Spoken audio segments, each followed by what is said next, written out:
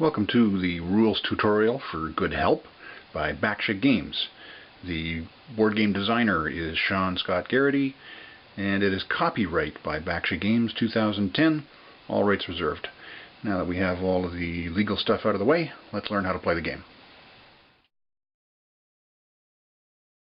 Let's start by going over the pieces.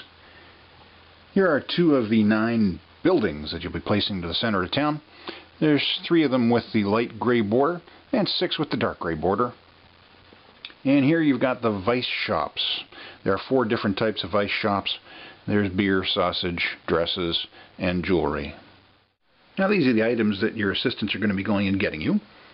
We have fresh body parts here, a brain, a torso, and limbs. We have gorilla body parts. And we have not so fresh body parts. The fresh ones are marked with an F.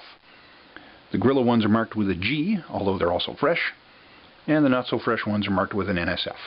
You'll see that the fresh ones have 2 numbers associated with them. The top number is next to a money bag. That's how much you're going to have to bribe the workers in order to get those body parts. And the bottom number is next to the victory point total, which you'll also find on the not so fresh body parts. That's associated with how much strength it's going to give your monster. These are the medical supplies. You'll find them at the hospital. And the market supplies you get at the market. There's a money bag and a 6 on both of those, so you'll have to pay 6 in order to get those supplies. Here's a big pile of money in denominations of 1s, 5s, and 10s. Here's some of the tokens for the evil doctors. I'm showing you 3 out of the 6. And here are the tokens for the monsters. Again, 3 out of the 6. Here are the character cards for the female and for the male assistants. We'll get into more detail on those in a second. And they each have a corresponding cardboard cutout. There are 6 building cards. Here are 3 of them. These are used to keep track of where the doctors are working and how much they're getting paid. These are the 4 vice cards, 1 for every vice. Here's the action card deck. All the cards are marked with a question mark on the back.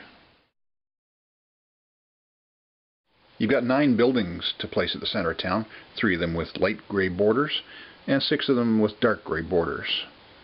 Coincidentally, you've got 3 light gray squares and 6 dark gray squares. So you can place them randomly on the appropriate colored square. I also like to turn them so that they face the entry mark, which is the blue cobblestones with the arrows showing you where to enter each of the buildings.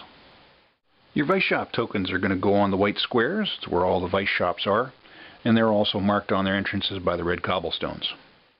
For games with different numbers of players, you're going to start with different body parts in different buildings. So you'll have to consult the rules to find out what you actually need. Now in this case, we've got body parts that are starting in the hospital, so we're just going to put them next to the hospital. And we've got the medical supplies that are also just going to be put next to the hospital. The not so fresh body parts are going to be placed face down into the graveyards, and you'll have to consult the rules to get the right number in there for the right number of players. Each player is going to take a colored castle on the outskirts of town, and you can put in the corresponding colored bases, of which you can put your doctor in one of them, and leave the other 2 blank, because once we bid for assistance, you'll get the corresponding assistants as well. I like to line up the building cards along one side of the board to make it easier for access for everyone. And on the other side, you can put the vice cards, the money, and the action cards.